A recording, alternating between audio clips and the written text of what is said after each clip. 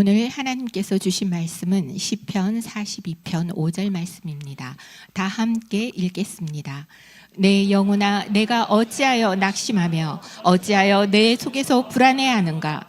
너는 하나님께 소망을 두라. 그가 나타나 도우심으로 말미암아 내가 여전히 찬송하리로다. 하나님께 소망을 두라라는 제목으로 이렇게 말씀을 증거하도록 하겠습니다. 여러분, 우리 민족 역사상 가장 큰 고통을 겪은 탑3를 제가 소개해 드리도록 하겠습니다. 3위는 1580년대생입니다. 10대에 임진왜란을 겪습니다. 30대에 사르후 전투와 이괄의 난, 40대에 정묘호란, 50대에 병자호란이 발생합니다. 외나라, 청나라, 그리고 내전으로 일생을 전쟁에 시달린 세대입니다. 50대까지 살아남는 것도 기적이라고 할 수가 있습니다. 2위는 1660년대생입니다. 10대 때 경신대기근, 30대 때 을병대기근.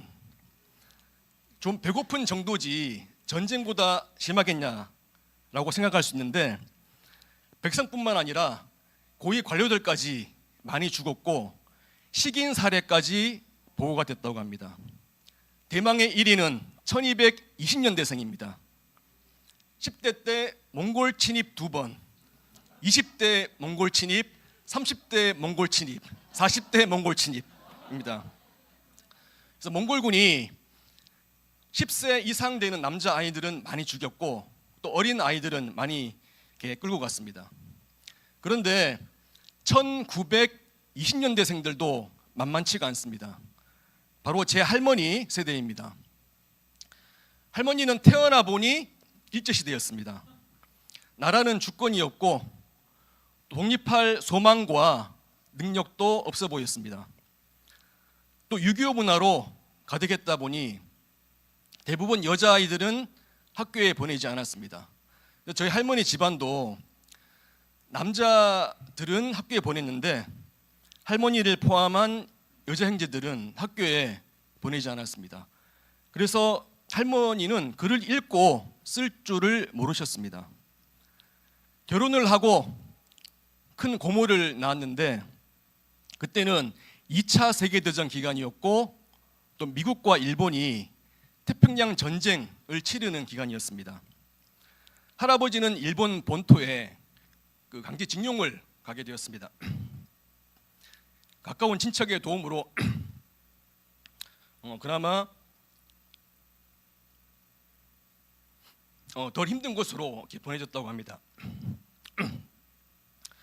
어쨌건 결혼해서 큰 얼마 되지 않은 상황인데 남편이 격렬한 전쟁이 있는 곳으로 갔다는 것은 큰 근심과 걱정이 되었을 것입니다. 아마 하루도 마음이 편치 않았을 것입니다. 근데 일본에 가신 지 1년의 채 안 되어서 전쟁이 끝남으로 돌아오시게 되었습니다. 그래서 일본에서 배로 돌아오시는데 그 배가 난파되어서 그 남해안 섬 근처에서 그 할아버지 말로는 미역을 뜯어먹고 버티다가 이제 배편으로 돌아올 수 있었다고 합니다. 5년 후에는 6.25 한국전쟁이 발발합니다. 아버지와 고모들이 나이가 어려서 피난을 못 갔다고 합니다. 그래서 할아버지만 피난을 가셨고요. 무서운 전쟁과 그 보릿고개 속에서도 3남 4녀를 잘 키우셨는데 고모 한 분이 20대 초반이었는데 질병으로 돌아가시게 되었습니다. 자식이 먼저 가는 아픔을 겪으셨습니다. 할머니가 60대 후반에 그 할아버지가 돌아가시고 87세에 대장암으로 소천을 하시게 되었습니다. 할머니 할아버지는 제가 어릴 때 할머니가 삼촌 집과 저희 집을 오가며 살았기 때문에 할머니와 많은 시간을 보낼 수가 있었습니다. 지금 돌이켜보니 할머니가 고난이 엄청 많으셨는데 어릴 때는 그것이 전혀 느껴지지가 않았습니다. 왜냐하면 할머니는 굉장히 여유 있고 또 성품이 온화하셨기 때문입니다. 제게 짜증을 내거나 화를 내신 적이 한 번도 없었습니다. 그래서 할머니가 2010년에 대장암으로 이렇게 위중하실 때 저와 아내가 할머니 같이 기도하러 갔는데 같이 기도하면서 연신 고맙습니다, 고맙습니다라고 이렇게 말씀하셨습니다. 그리고 평생 하늘을 두려워하면서 살았다라고 말씀하셨습니다. 수십 년 전에 큰할아버지 온 집이 복음화 되어서 예수님에 대해서 이렇게 소개를 바르셨습니다. 비록 교회는 못 나갔지만 예수님을 찾고자 하는 마음이 늘 있었습니다. 그리고 대장암에 걸리자 바로 포항 중부교회에 스스로 찾아가셔서 새가족 등록을 하고 세례를 받게 되었습니다. 하나님을 간절히 찾으셨습니다. 하나님께서 할머니를 택하시고 구원으로 이끄심에 참 감격스러웠습니다. 할머니가 많은 고난 속에서 세상을 원망하고 자책하며 살다가 돌아가실 수도 있었는데 하나님께 감사하시며 천국으로 들어가셨습니다. 2010년에 할머니는 세상에서 가장 힘없고 연약한 모습이었지만 하나님 품 안에서 가장 축복된 자녀로 역전이 되었습니다. 여러분, 사무엘서에 보면 많은 고난을 받은 여인이 나옵니다. 그 여인은 사울 왕의 딸 미갈입니다. 이스라엘 역사상 최초의 왕인 사울의 공주였기 때문에 왕실의 보호 아래서 교육을 받고 또 최고급 의복과 음식을 누리며 풍족한 삶을 살았을 것입니다. 공주로서 대접받는 삶을 살아온 그녀는 감정에도 솔직하고 주도적인 삶을 살았습니다. 사무엘상 18장에 보면 사울의 딸 미갈이 다윗을 사랑하매라고 되어 있습니다. 블레셋과의 전투에서 골리앗을 무찌르고 승리를 이끈 민족의 영웅 다윗과 결혼을 하고 싶었습니다. 그런데 하나님의 영이 떠나고 악령에 시달리는 아버지 사울 왕이 이런 미갈의 마음을 이용하고자 합니다. 사무엘상 18장 21절 말씀을 다 같이 읽어보시겠습니다. 시작. 스스로 이르되 내가 딸을 그에게 주어서 그에게 올무가 되게 하고 블레셋 사람들의 손으로 그를 치게 하리라 하고 이에 사울이 다윗에게 이르되 내가 오늘 다시 내 사유가 되리라 하니라. 사울 왕은 백성들이 자기보다 다윗을 더 칭송하자 질투심이 불타올라서 다윗을 죽이고자 합니다. 이것이 미갈에게 불행의 시작이 되었습니다. 그 당시 이스라엘 혼인 풍습에는 신랑이 신부의 아버지에게 가축이나 은 등으로 신부의 몸값을 지불해야 했습니다. 그런데 다윗에게는 공주의 몸값을 지불할 만한 돈이 없었습니다. 그래서 사울은 다윗을 죽이고자 그 결혼 조건으로 블레셋 남자의 포피 100개를 요구합니다. 블레셋과 싸워서 100명의 군인들을 죽여야만 했습니다. 다윗을 전쟁터로 보내서 자기 손에 피 안 묻히고 죽이고자 했습니다.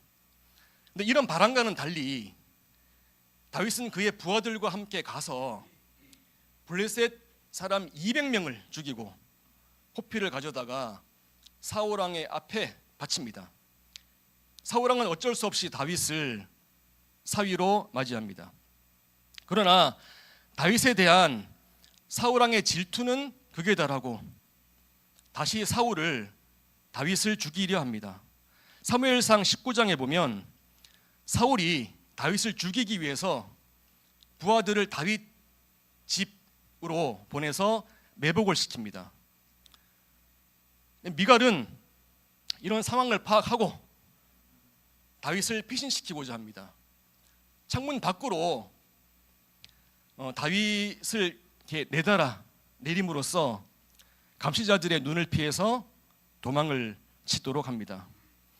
또 다윗이 도망간 후에도 시간을 벌기 위해서 미갈은 침상에 사람 모양의 형상과 또 염소토를 이용해서 마치 다윗이 자고 있는 것처럼 위장을 해서 시간을 법니다. 미갈은 아마 이때는 다윗을 사랑했던 모양입니다. 자기가 위험에 처할 수도 있지만 본인보다 다윗의 안위를 더 걱정합니다. 그 후 다윗은 광야를 떠나서 도망자 신세가 됩니다. 근데 사울왕은 다윗을 더욱 비참하게 하고자 미갈을 강제 이혼시키고 발디라는 사람에게 시집을 보냅니다. 사무엘상 25장 44절 말씀을 같이 읽어보시겠습니다. 시작. 사울이 그의 딸 다윗의 아내 미갈을 갈림에 사는 라이스의 아들 발디에게 주었더라. 공주 미갈은 정치적인 도구로서 물건처럼 취급을 받았습니다. 그래서 부족함 없이 살아온 그녀에게 이것은 큰 시련이었습니다. 더군다나 그렇게 사랑한 다윗이 자기를 찾는다는 소식은 저는 들리지 않았습니다. 물론 너무 위험해서 왕궁을 찾아올 수는 없었겠지만 나중에 발디의 집에 편지 한 장이라도 전달할 수 있었는데 깜깜무소식이었습니다. 다윗에 대해 서운한 마음이 들었습니다.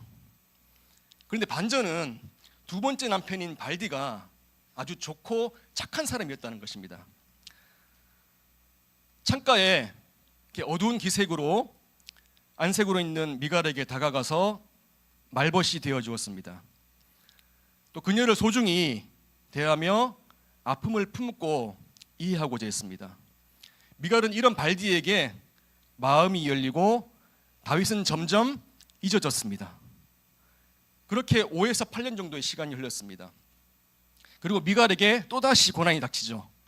아버지 사울왕과 3명의 오빠가 블레셋과의 전투에서 한날 한시에 전쟁에서 사망을 합니다.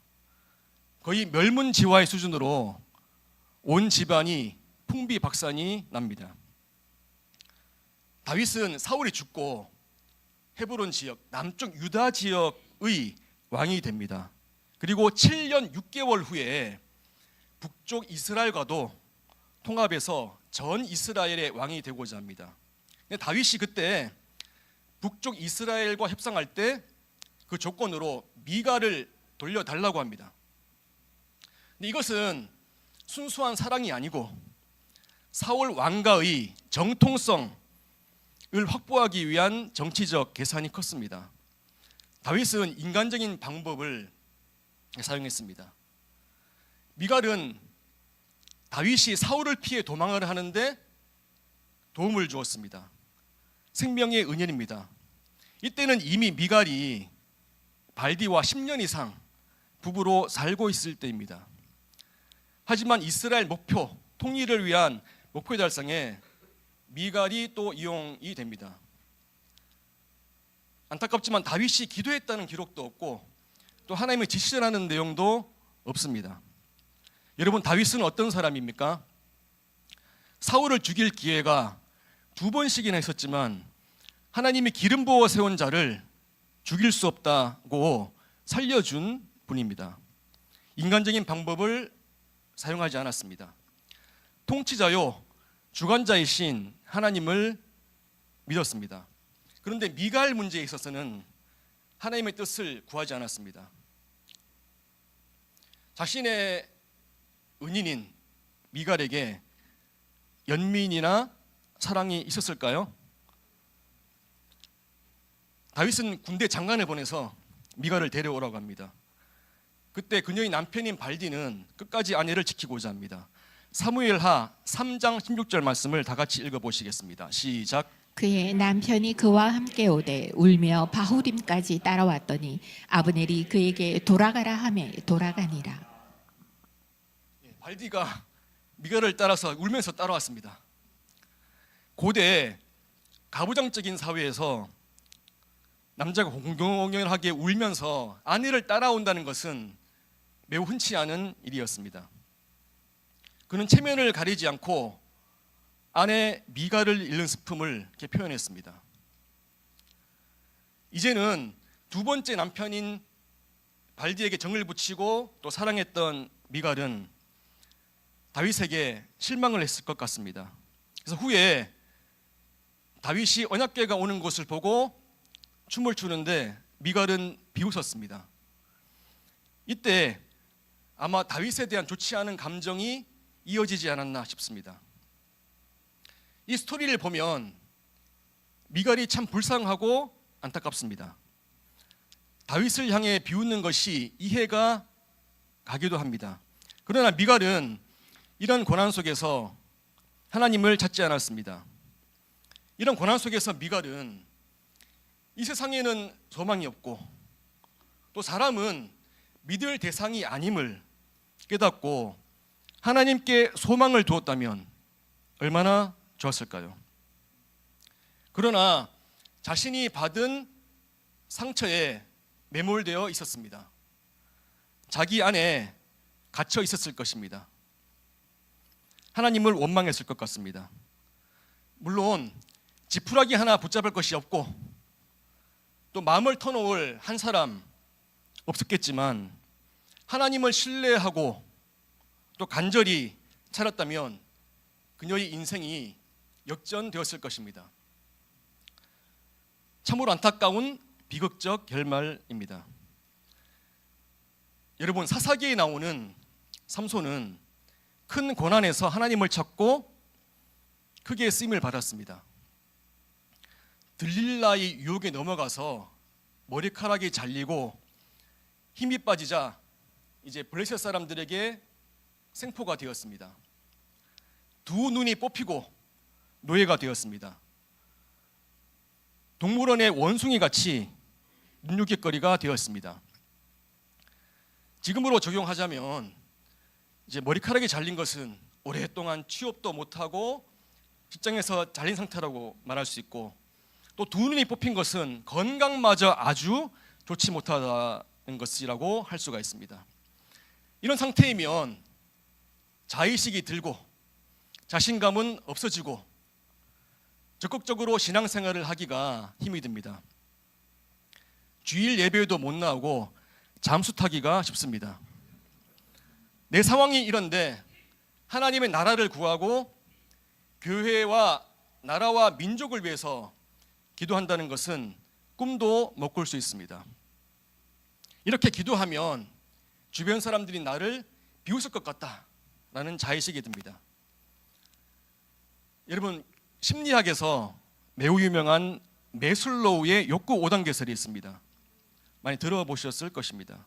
그러니까 무엇을 하고자 하는 인간의 동기가 계층을 이루고 있다는 것입니다. 즉 하위 단계의 욕구가 해소가 되어야 다음 단계의 욕구로 나아갈 수가 있다는 것입니다. 제일 밑에 보면 생리적 욕구가 있는데 의식주 문제, 즉 먹고 사는 문제가 해결이 되어야만 안전한 상태나 좋은 인간관계도 추구할 수가 있다는 것입니다. 의식주가 해결이 안 되면 자아 실현은 꿈을 꿀 수도 없다는 것입니다. 설득력이 있고 매우 옳아 보이지만 이것은 세상 가치관에서만 맞는 말입니다. 믿음의 세계에는 틀린 것입니다. 믿음은 내가 가지고 있는 것으로 다음 단계로 나아가는 것이 아니고 지금 내게 아무것도 없을지라도 믿음의 눈으로 바라보고 마치 얻은 것처럼 이미 얻은 것처럼 나아가는 것입니다. 비록 내가 현재는 생활이 힘든 상황에 있고 또 많은 고난이 있다 할지라도 거룩한 하나님의 꿈을 위해서 살 수가 있습니다.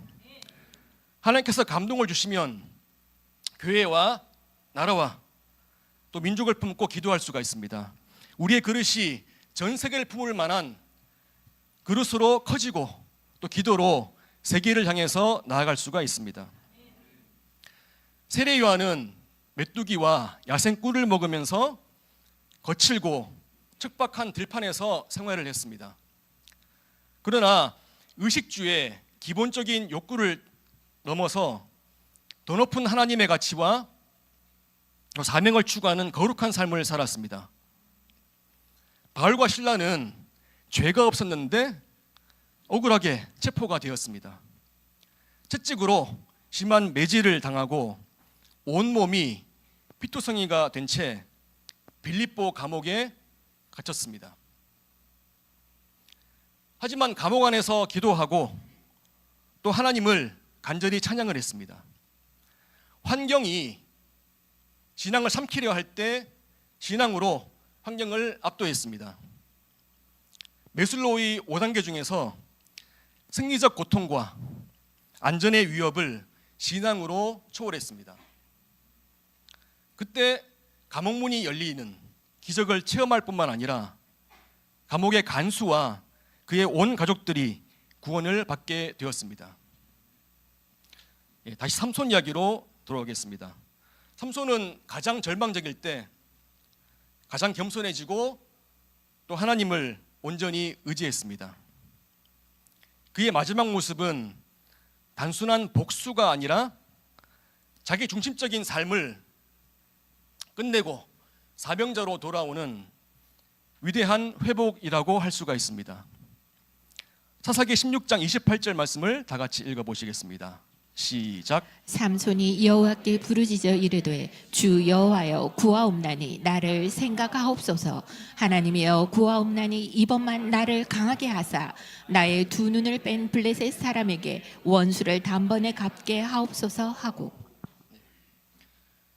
하나님을 모욕하는 블레셋 사람들과 또 그들이 숭배하는 다곤신 앞에서 하나님의 살아계심을 보이고 싶었고 그를 위해 죽음도 각오합니다.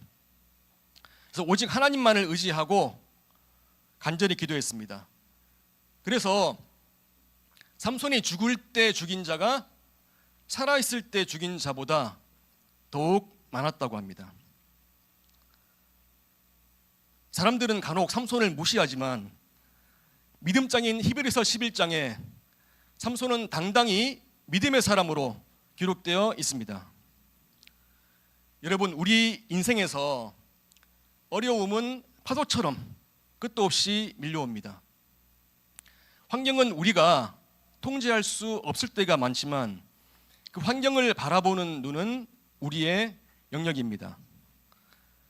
미갈은 자신의 부조리한 환경에 매몰되어서 하나님께조차 마음을 닫았습니다. 하지만 삼손은 모든 것을 잃은 최악의 상황에서 하나님을 바라보며 자신의 사명을 깨달았습니다. 하나님은 온 세상과 역사를 주관하시는 전능하신 분이십니다. 어떤 어려움이 있더라도 담대하게 하나님께 나아간다면 인생이 역전됩니다. 막혔던 길이 열리고 축복이 하늘에서 쏟아집니다. 또한 하나님께서 쓰시는 귀한 그릇이 되어서 존귀한 사명자로 살게 됩니다. 사단은 네 꼬라지를 보라고 합니다. 네 앞가림도 못하면서 네가 무엇을 할 수 있겠냐 라고 말을 합니다. 우리는 이것에 속지 말아야 합니다. 환경이 내 신앙의 크기를 결정하게 두면 안 됩니다. 오히려 내 두 눈이 뽑히고 힘이 다했을 때가 비로소 내 힘이 아닌 하나님의 힘이 역사하는 좋은 때가 됩니다. 하나님께서 우리의 삶을 어떤 선한 길로 인도하실지 그것을 목격할 수 있는 그런 시간이 되는 것입니다. 시편 42편 5절 말씀을 다시 한번 읽어보시겠습니다. 시작. 내 영혼아 내가 어찌하여 낙심하며 어찌하여 내 속에서 불안해하는가. 너는 하나님께 소망을 두라. 그가 나타나 도우심으로 말미암아 내가 여전히 찬송하리로다. 아멘. 우리 한 번 더 간절한 목소리로 같이 읽어보시겠습니다. 시작. 내 영혼아 내가 어찌하여 낙심하며 어찌하여 내 속에서 불안해하는가. 너는 하나님께 소망을 두라. 그가 나타나 도우심으로 말미암아 내가 여전히 찬송하리로다. 아멘. 예, 하나님은 우리가 오직 하나님께 소망을 두기를 원하십니다. 예, 말씀을 마무리하겠습니다.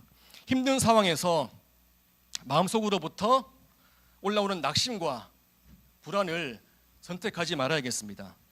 내 마음이 낙심으로 가득하다면 예수님의 이름으로 끊어내고 담대하게 하나님께 소망을 두기로 결단하는 시간이 되기를 원합니다. 바로 이때가 하나님이 일하실 때입니다. 우리 주님께서 나타나 도우시며 우리는 하나님을 찬송하게 될 것입니다.